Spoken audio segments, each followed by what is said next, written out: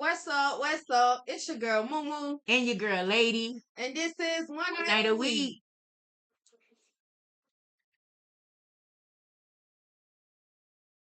Tonight's topic, I Need Water, has an interesting background story.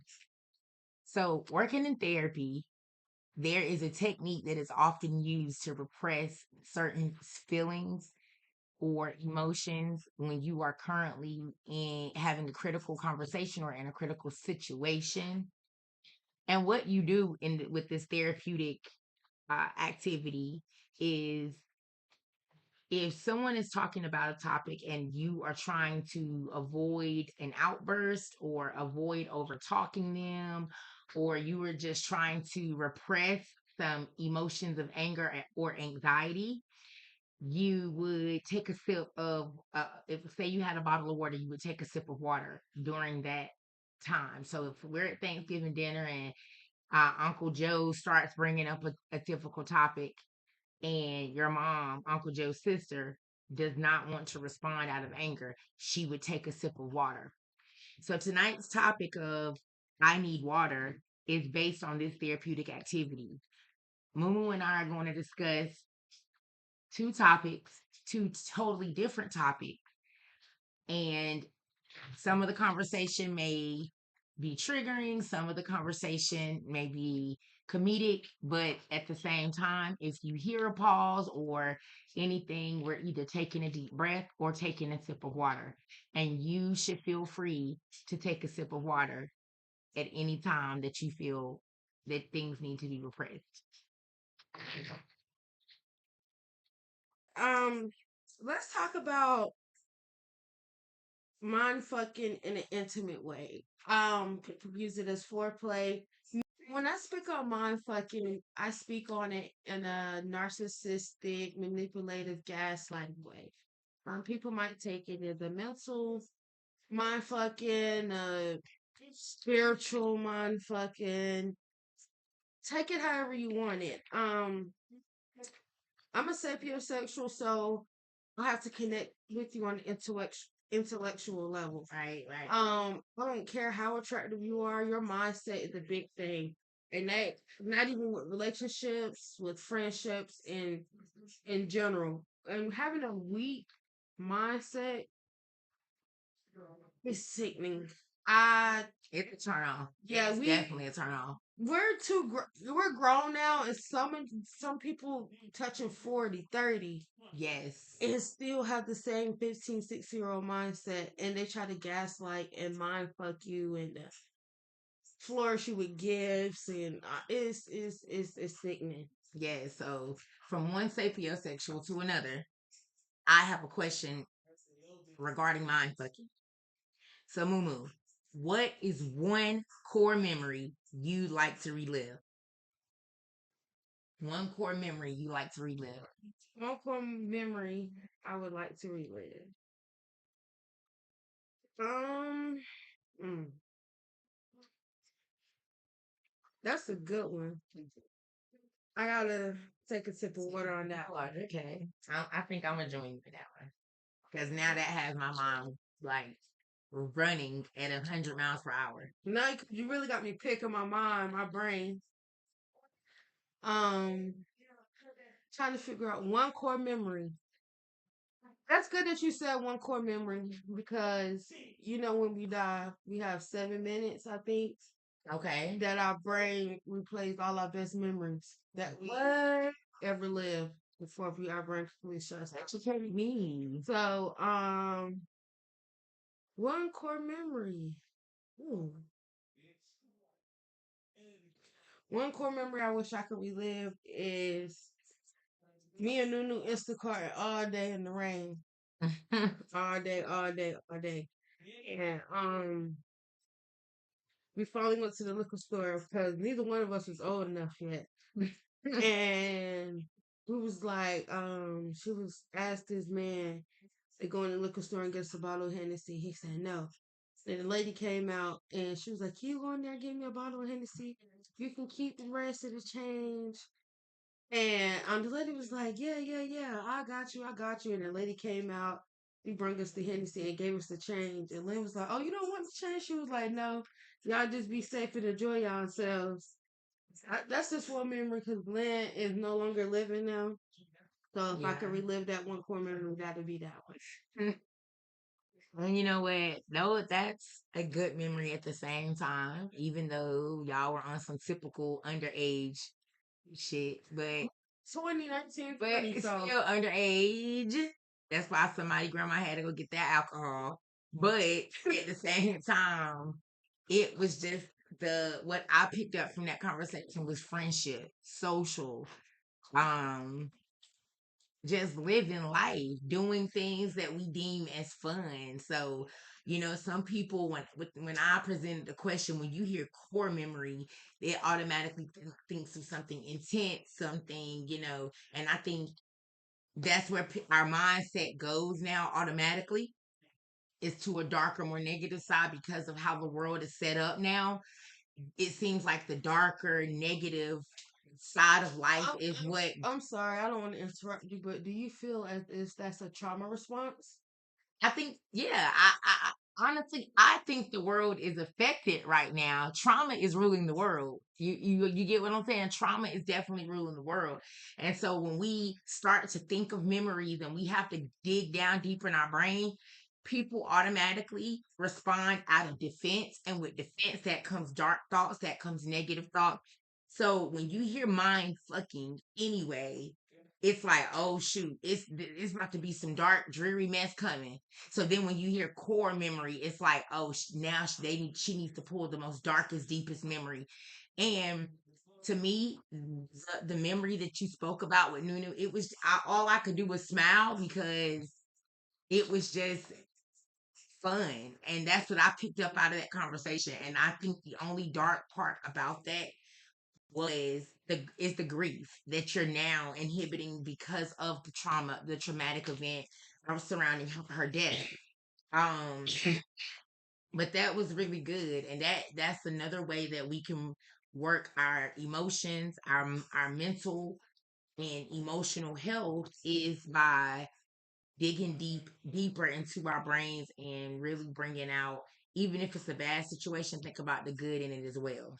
Yeah, and I feel as some people suppress their emotions and their feelings and they don't know how to express them, and it all builds up in the thoughts and the unresolved problems cause anger or outlash depression, and they don't know how to open up. Or some people bottle up their feelings and they seem as if they're happy person, their life is going good Right. the whole time. They're battling them deep thoughts because they're not suppressing their feelings. They're not taking a sip of water to relieve themselves. They're not taking their deep breaths. Get They're not to anybody. It exhaling doesn't matter. Yes. It could be somebody that you fell out with. Reach out to them, talk to them. You never know what's going on.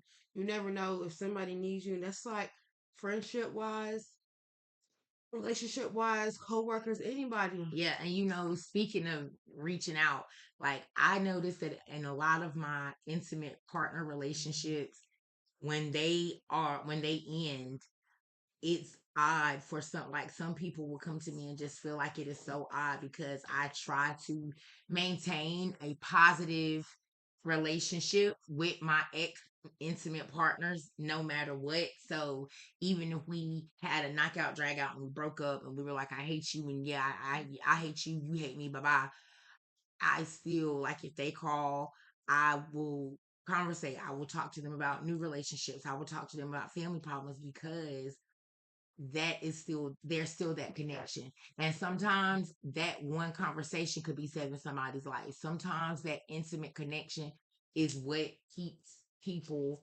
alive. And I'm sorry, pardon me. Speaking on intimate connections, do you feel, say in your instance, as you say, you're the ex that was, can people can still reach out to you and talk about everything? mhm. Do you feel as if you're just a great person and you'll always be that friend in them, or do you believe in soulmates and feel that you will always have a connection with them? I need a sip of water. I need a sip of wine on that one. Oh my Like goodness. after you answer that, I have another question I want to follow up Oh with that. no. Okay. Because now it's getting deep. Oh, it's getting rugged. Now I'm really gonna have to see you're mind fucking me now. Yeah. Okay. So the question was, do I believe in soulmates? Soulmate. I do believe in soulmate. Okay. I You feel like explaining or explaining why? okay, I believe in soulmate because have had I've had a soulmate. This is crazy because I just talked about this last night. But unfortunately, the person that was my soulmate had passed away a few years ago in a very traumatic way. Um, and just a little brief statement. He was married. He was divorced. Recently divorced, and he wanted to start working things out with me. Let's clarify this. Before he got married, they were already in a relationship. I was So before y'all get up here trying to, oh, use a home record. No, he got married after they broke up.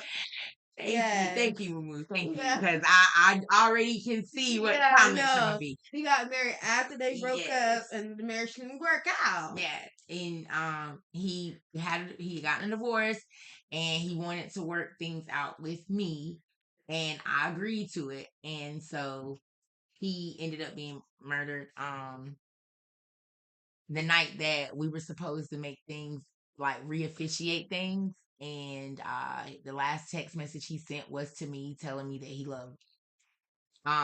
And I had got years prior to his death, I had gotten his name tattooed on me. I know, keep it to yourself. I had gotten his name tattooed on me. And we had actually broken up. And the day we broke up, I went and got his name tatted on me really big. And we had our ups and downs. I ended up moving to another state. He was dating another female, and on Valentine's Day, the first Valentine's Day after we broke up, he got my name tatted on him while he was in a relationship. And so, Child. and so, uh, we never really communicated to get as one. We never really had a conversation like you're my soulmate, I'm your soulmate. We would always tell one another that we love one another. But when he passed away, about a year and a half to 2 years after he passed away, my grandfather passed away. My paternal grandfather passed away, and we went to his funeral. And while we were at the gravesite, I saw one of my soulmate family members, and she was on the other side of the graveyard, and she was visiting my soulmate's my mom's gravesite that had passed away.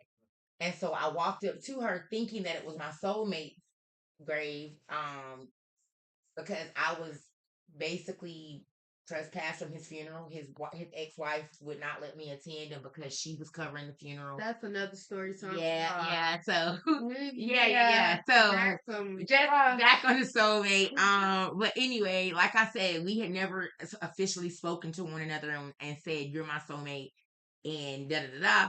But while his family member, after I laid my grandfather to rest, I approached his family member, my soulmate's family member, at the gravesite, and she's like, "Oh no, this is our mom." It was actually my soulmate sister, and she's like, "This is my mom's site," and I start talking about her mom. And then I asked about her brother, who was my soulmate who passed away. And she looked at me and she's like, "Well, who are you?" Because my soulmate was a womanizer. And I show her my tattoo. I held my arm out and showed her the tattoo with my soulmate's name on it. And his sister looked at me and just bursted out crying. And as I went to hug her, she was like, "You don't have to tell me who you are," because I asked him a month before he passed away if he loved any of the women that he was dealing with, because he always was dealing with a multitude. And so his sister said, I asked him before he died if he loved any of the women that he was dealing with. And he told his sister that he only loved one. And she said, "Well, why do you only love one?" And he was like, "Because she's my soulmate, and she's the only woman that loves me, and it's not my wife." And so his sister ended up saying, "Well, who is she? Because I haven't met her. I haven't met this woman that you're saying is your soulmate. And he was like, you'll know when you see the tattoo. And so I guess he showed her a picture of the tattoo that I have. And so when we met at the graveside, I showed her my tattoo, and she was like, "You're the one. That's the tattoo." So he had already spoken and told someone that we were, in fact, soulmates. He just didn't say anything to me, and I had already felt like he was that. Um, and so yeah, I have had the experience of having a soulmate. And he was so much of my soulmate that when he passed away, it was more people reaching out to me, offering me condolences than they were his wife. Like they were looking for me everywhere, Facebook, phone calls, everything, as if I was his wife. So yeah, I have had the experience of having a soulmate. All right. That got real deep. Uh, Everybody might need to take a sip of water after that. Suppress some And emotions. Some of y'all might be crying now because we have some empaths out there. Um, yeah, we'll have more in depth story yeah, time there's about plenty of that story times for that situation. uh later. I also believe in soulmates. Mhm. But production can also chime in on this question I have as well. And y'all can chime in on this question as well in the comments because I know a lot of y'all are going to have a lot of opinions, strong opinions on Yes. this question. Yes. Do you feel like you can have multiple soulmates? Ooh, I just asked that question last night. Oh my goodness. That's part of the question. And what about dating your twin flame? Ooh. Do you feel that your twin flame can be your soulmate, or is just your twin flame a very strong connection? So, I'm gonna let Lady take off, and then I don't know, production might chime in, and I'll follow off with anything if I have anything to say. Ah, okay, twin flame. That I get kind of confused. Is a twin flame supposed to be? Is it someone who's supposed to come off as your soulmate, but it's not your soulmate, and y'all just have a deep connection? Um, you can take. I would say take what resonates to you, and because people, when it comes to twin flames and all that, well, that's another episode for us to talk about. So take it as it resonates to you right now. Okay, so I found a definition. Good old googly. Um, a twin flame is a person who is deeply connected to another person, and the two are said to be two halves of the same soul. So yeah, when I think of twin flame, I think of um connections of the past. So soul connections of the past. I was told recently, like a few days ago, that my current ex is someone that I've had relations of the past with in different parts of my past life. And that is what has connected us. That is what has drawn us So to each other. okay. Well, since you're saying that, that goes back to my question. Do you feel like your twin flame can be your soulmate? And that goes back to the question, do you feel you can have multiple soulmates? I after experiencing what I just experienced with my current ex, and when I say current, I mean like 2 weeks ago. Um, I do believe that your twin flame is like a soulmate junior. So basically, guys, she's saying that your twin flame can be your soulmate. Yes, I feel like it's your baby soulmate. So So oh, and yes, so then yes, you can have more than one soulmate because I feel like I have just gotten out of a relationship with my second soulmate. all right. I'm gonna And go ahead don't and call me a say simp. I'm gonna go ahead and tell y'all how I feel. Y'all might have some strong opinions and might try to trim me down in the comment. I don't care. I feel as if you really can't have multiple soulmates. I feel as if you have a first love a second love, and a third love. Levels to this fish. I feel like your first love is not the first person you were in a relationship with, the first person that you actually felt real love outside of parents, family. The first person you ever felt like you were in love with and they were in love with you. Then I feel like your second love is the wrong person, the right person, wrong time. It's the one that it would have been perfect, but it just wasn't the right time for neither one of you. And if time would have passed and if you could have worked it out, maybe it could have worked out. And then I feel like your third love is the one that gives you that spark and that feeling that your first love gave you, but it would never be the same. So it's the same feeling, kind of, just a different person. Okay, so that's why you might feel like your third love is also your soulmate, like your first love. Okay. So then, in my instance, I felt all of that with the last guy I was with. Like there were times that I would be around him, and my mind and my body, like my spirit, would wake up and be like, "Oh my God, this feels familiar. This and like my body would say, you want the only time you felt this was with your soulmate. Like it would be very familiar times, and it would be intimate times, or it would be just conversations, and it'd be like, oh shoot, this is reminding me of, as well, in Mumu's situation, first love thing, because my soulmate was my first love. And so that is it's awkward, but I like the fact that we can give it from two bases. And so she's more of a levelist. So she sees love in levels, and I'm more spiritual, connected, soul ties, and all that blah blah. I think it's just the Leo in me is I look at it as realistic. You can be delusional, but I'm not delusional. That's a little dry. I'm not saying you're delusional, Water, but you're an Aquarius and y'all love hard. Yes, and I'm a Leo. I could really give two fucks about all that lovey-dovey shit. Don't get me wrong now. I'm a lover and I love hard when I want to, but I'm not gonna keep trying to go, and I'm not saying you do this, but I'm saying for me, I'm not going to keep trying to go out here and find love and all these different people. I feel like if it's a genuine connection, it's meant for me, it's gonna happen on its own. Yeah, and me being an Aquarius, I love.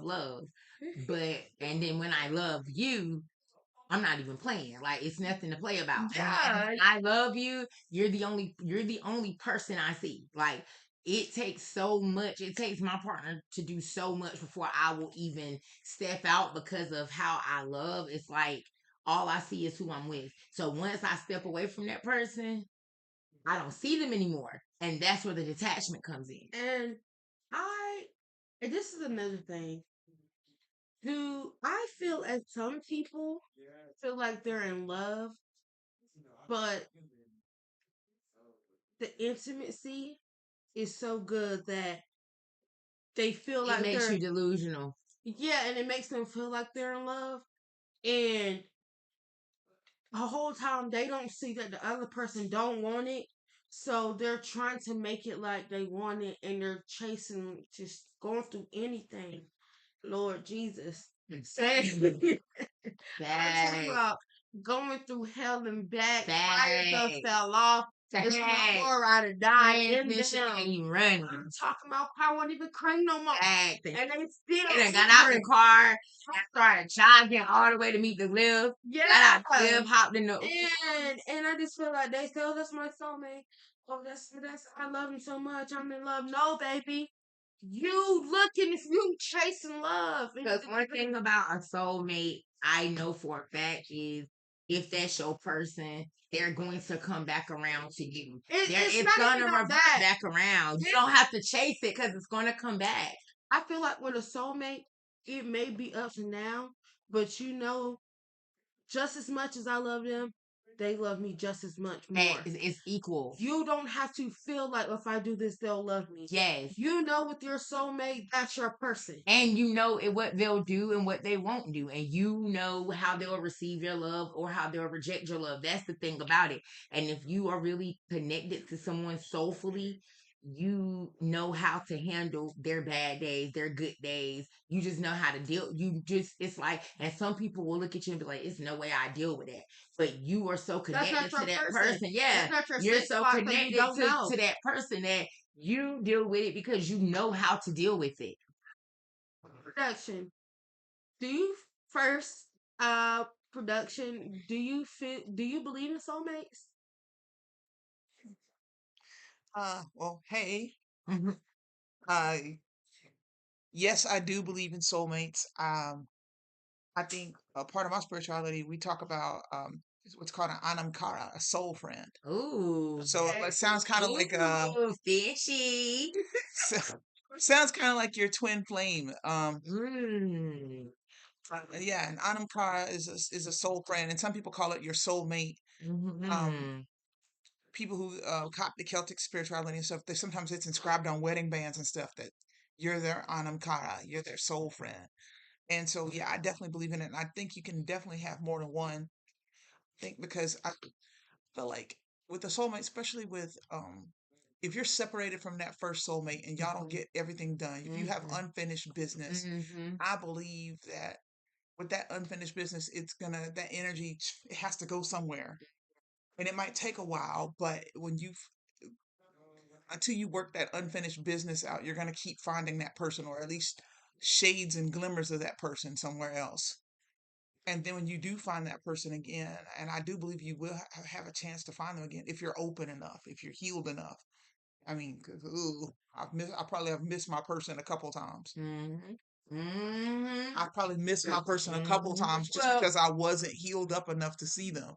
Because, like I said, they don't go anywhere. You know, was it? That's a law of the universe. The energy has to go somewhere. And Energy that's has to when we talk can't get about, wasted. pardon me, didn't mean to cut you off. That's what we talk about. That was really great. Uh, good karma and bad karma.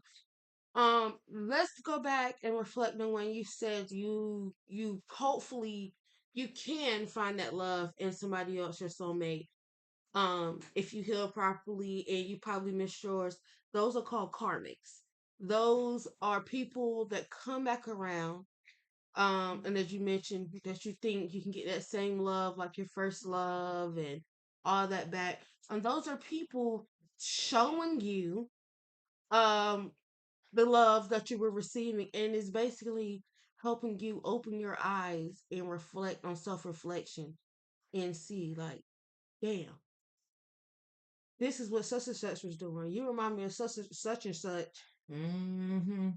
And it's all because you're such and such is your soulmate, but you didn't do right by such and such or whatever happened, and now they're good karma and you're bad karma, and like you said, it has to go somewhere, and somewhere in the air, let's just keep coming back. To see is the person, the karma just gonna keep coming back to the same person. So you finally get it right. Right. And hopefully by that point, you know, you're not bleeding on people who didn't cut you. Thank you. And Because that hurt people Ooh, hurt people. I like Hurt that. people hurt people. yeah. And Broke so bones need to be repaired. right, that energy has to go somewhere. Yeah. You have to do Mhm. something with it. And so yeah, I definitely believe in that. And I feel like there are people who are practice soulmates. Like she was talking about soulmate juniors.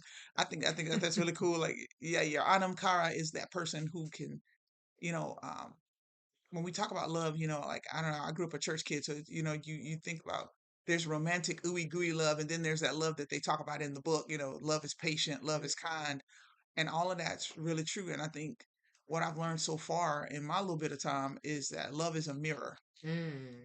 And so you want to know how you want to know what you really like on the inside? Try to love somebody and let them show you your your spots as well as your beautiful spots. And so think, oh man, I think, oh crap, did I lose the thread of it somewhere?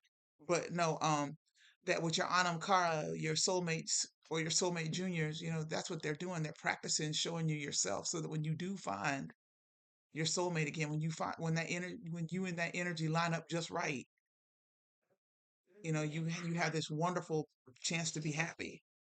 Yeah. Beautiful. Yeah. That's beautiful. I was finna say something. I forgot what I was about to say. She was so deep. Well, I'm gonna say that I enjoy this conversation, these topics. I like this has been so wholesome and opening. Yes. And I'm probably a little bit more confused now because I don't know if that good old Gemini was my karmic or my twin flame or my and now and I was already confused with his ass, but now I'm really through the roof because I don't know what Brody was to me, but whatever it was a time. A time was had, and we're still good. Like we're good. We're not gonna speak on him too much on here because yeah. We're not gonna speak on too many homo here. Yeah. Yeah. Y'all won't be hearing about Moo from that side. I really don't got that much to talk about on that side. Don't put me out there. No, Don't put me out there. no, I'm just saying because Moo don't tolerate all that bullshit. And then I 9 times out of 10 I'm the villain in everybody's story. So we definitely won't be opening up that can of Facts. boiled peanuts. Facts. Fire sign. So please don't do that. Since that's Yeah, Aquarius. that's And yeah, production is a Libra, so another air sign. Trying to weigh the scales. Yeah, you're not gonna find that love in that motherfucker because it's not that motherfucker. Thank you. You're not gonna stop looking for love. And all these people, love yourself. Nobody's gonna love you like you love yourself. Facts. And oh yeah, this is what I was going to say. Damn, I forgot that quick. Because you were too busy trying to No, block me. no. This was a great episode, you guys. We have a lot to talk about. Love languages, going 50-50, stay at home dads. We have a The lot list goes on and on, to but talk this is about trauma stories. Yes, this is just Right there. the tip of the iceberg for oh no. We will eventually transition onto a more visual platform. Right now, we hope you all really could plug in, really like this little first tape. But there's more to come. There's more to come. Topics from about anything you could possibly think of. We are going to bring it. And we're real raw and cut. I am y'all. So I'm gonna say what I want to say because I'm grown and can't nobody give me no whooping. So some of the stuff y'all might be wanting to say, I'm gonna be the one to say it. I'm a little bit more demure depending on how the moon looks. Like, you catch me. You can catch me sometimes outside. I was gonna say it how it is every time, every week. Y'all gonna see Moo say what it is. It's the age gap thing. So you're gonna get one generation on one end, and you're gonna get one generation. No, don't get me wrong. Now I am demure, but I will read you in a very demure way, a very classy, professional way. I don't have to get trench and ghetto and show you my background. Being raw doesn't mean that you're trench or ghetto. Exactly. I can be the real You're me. blunt. Yes, you're very blunt. blunt. And some people could take I that am too, but as I don't give a fuck what as people rude. take it As rude. But yeah, this your girl Moo and Lady. And we'll see y'all next week On One Night a Week.